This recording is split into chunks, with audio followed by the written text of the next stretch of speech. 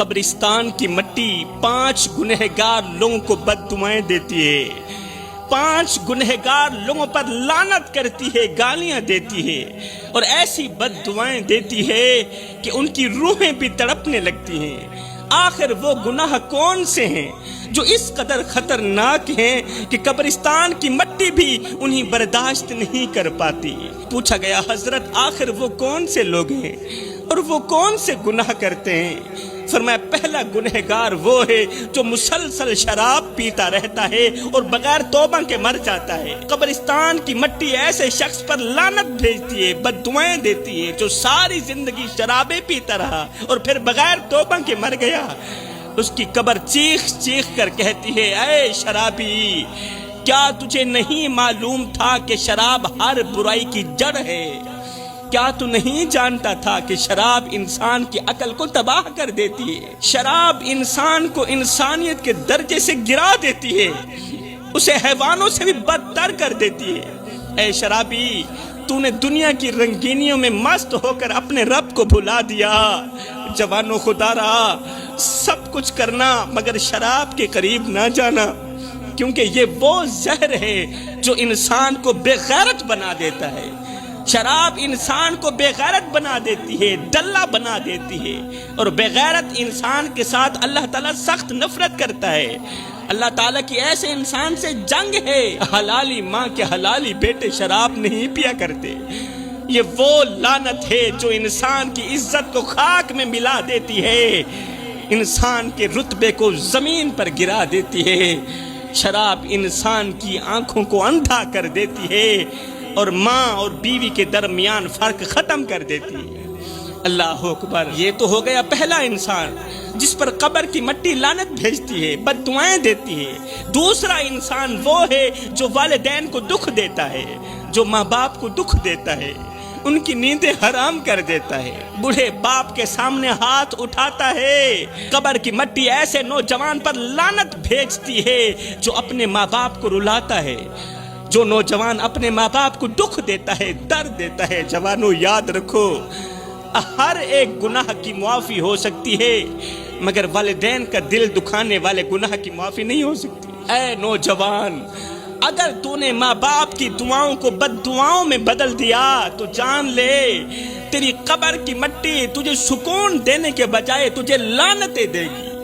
تو زمین میں دفن ہو جائے گا مگر تیری روح تڑپتی رہے گی، کیونکہ ماں باپ کے دل کو زخمی کرنے والا کبھی سکون کی نیند نہیں سو سکتا۔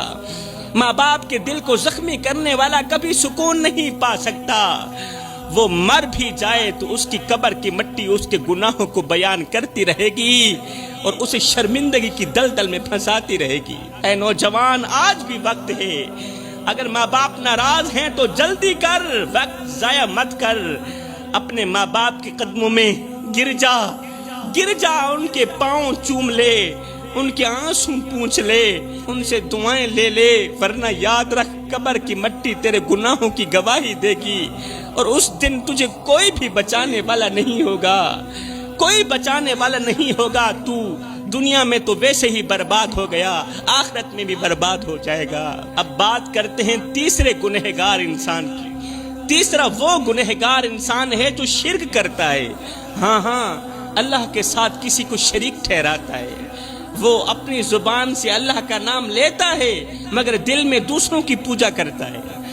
جب خوشی کا وقت آتا ہے تو شرک کا لفظ زبان پر نہیں آتا، اور جب مصیبت آتی ہے، پریشانی آتی ہے تو اللہ کے دروازے کو چھوڑ کر غیروں کے دروازے پر جا کر بھیک مانگتا ہے، ہاتھ پھیلاتا ہے، اپنے رب کے دروازے کو بھول جاتا ہے۔ وہ اپنی حاجات کے لیے اللہ کو چھوڑ کر پتھروں کے آگے جھکتا ہے، اللہ کے ولیوں کی قبروں کے آگے جھکتا ہے، سجدے کرتا ہے، مدد مانگتا ہے، قبروں پر جا کر سجدے کرتا ہے، بجائے فاتحہ پڑھنے کے ان سے مدد مانگتا ہے، مردوں سے فریادیں کرتا ہے، مٹی سے فریاد کرتا ہے۔ جو شخص مٹی سے فریاد کرتا ہو، قبر کی مٹی ایسے انسان پر لعنت کرتی ہے۔ کیا رب سو گیا ہے؟ اللہ کے ولیوں کے مزارات پر جایا کرو، میں خود بھی جاتا ہوں، فاتحہ پڑھا کرو، یا انہی کے صدقے ہدایت کی دعا مانگ کرو کہ اللہ تعالیٰ ان نیک لوگوں کے صدقے مجھے ہدایت عطا فرمائے۔